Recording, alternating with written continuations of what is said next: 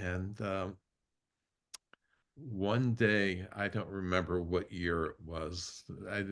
At this point, it's so hard to remember anything other than what's going on right now.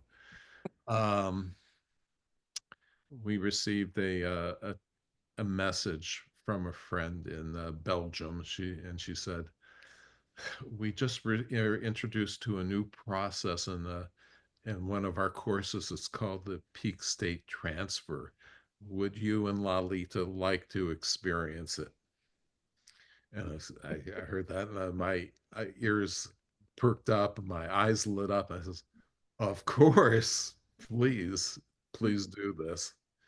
So this she did this process of transferring the peak state, and I when my experience of that was just a state of peace, just this deep state of peace, um, which I remained in ever since that transfer.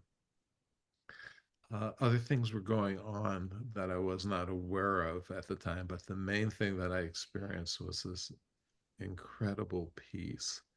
And I had described earlier how I went through this sheer abject terror about the mind not operating the way I had been used to it operating. Uh, that terror and that fear was something that what I was brought up with that.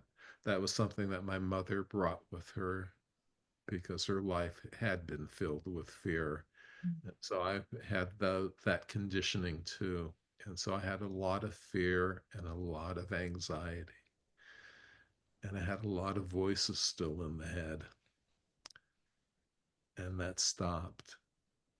And there was this peace.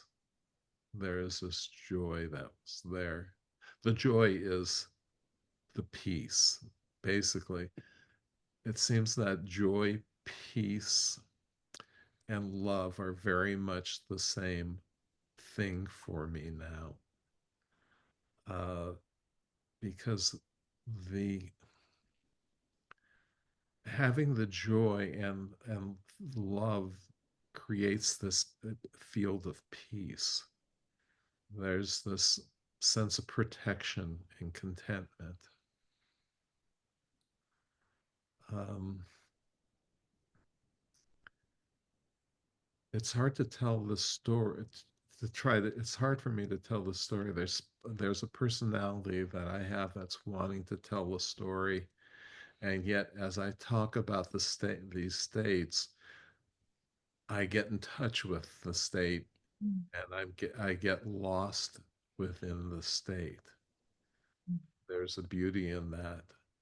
I did not believe that I had received the gift of the Enlightenment journey for the longest time because I had thoughts, and I had this belief that thoughts would stop once once one received this grace.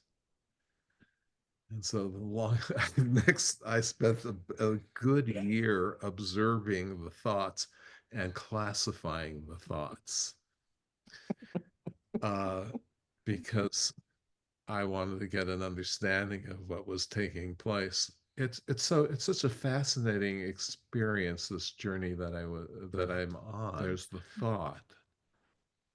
Are there any thoughts? And then the next thought that comes through, of course there is a thought, because the question, are there any thoughts, is a thought. And it goes on and on and on. But the big difference was that the thoughts that used to cause pain, the thoughts that used to say that I was no good, that I would never amount to anything, that I didn't deserve, that this, that, all those diminishing thoughts were gone. That inner dialogue had stopped. So what was there were still thoughts. I believe one of the source of thoughts is the witness who's witnessing what's taking place. But Mm. the more the as time has passed and progressed and as consciousness changed, these teachings change as well. And I have an understanding, my understanding of these teachings now is so much different than it was the first time I heard them. And I suspect that each day my experience of these teachings will change and expand and grow. And that is yet another gift. What surprise will I discover next? What gift will I discover next? Um, and I'm so very, very grateful for this. And sharing about thoughts also. I adore thoughts because I also love words. The really big difference now is I have fun with thoughts. Thoughts are not painful anymore. Thoughts do not bring about fear.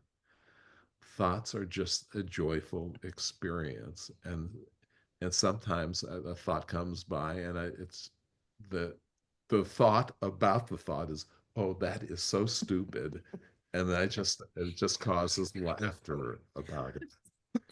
I mean, it's just the observations about these things are just fun. Mm. Uh, the gift, but the gift of this enlightenment journey is just so amazing. Um, and there's this being in the present moment that part of that is the times that you can I feel the presence so profoundly.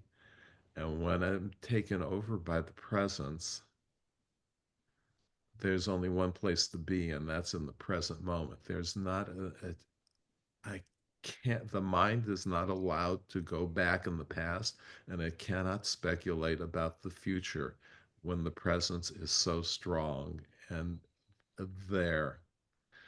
Uh, and it's just all the way the way I experience life is like it was before the receiving the grace of the enlightenment journey. Uh, it's just everyday normal life. Nothing different.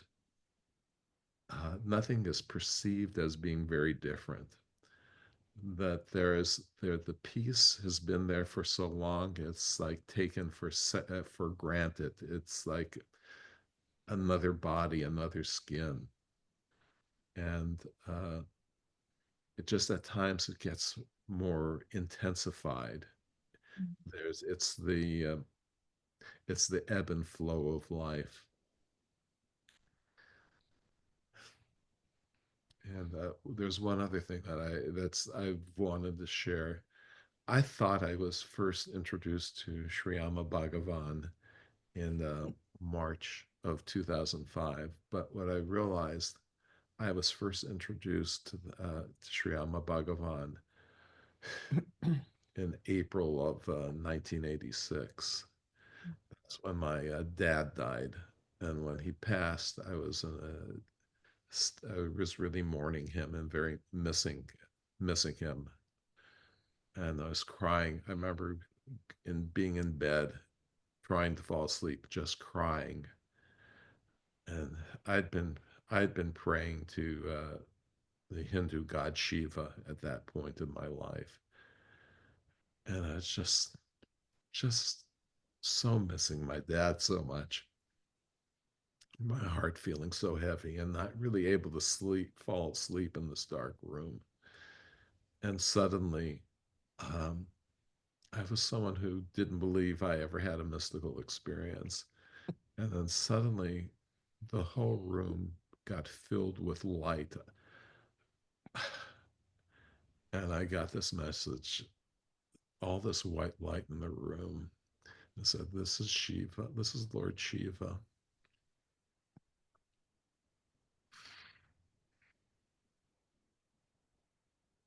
And there was this pinpoint of white light in there. It says, This is your father. He is doing fine. I realize that was when I met Sri Amma Bhagavan for the first time in this life in the form of Lord Shiva.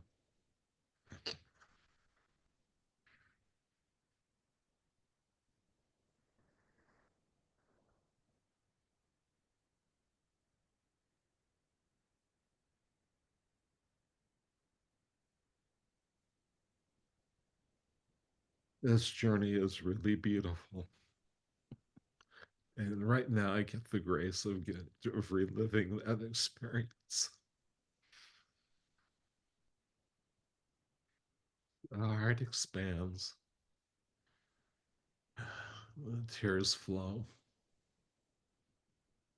And that's what this journey is about, of love and connection.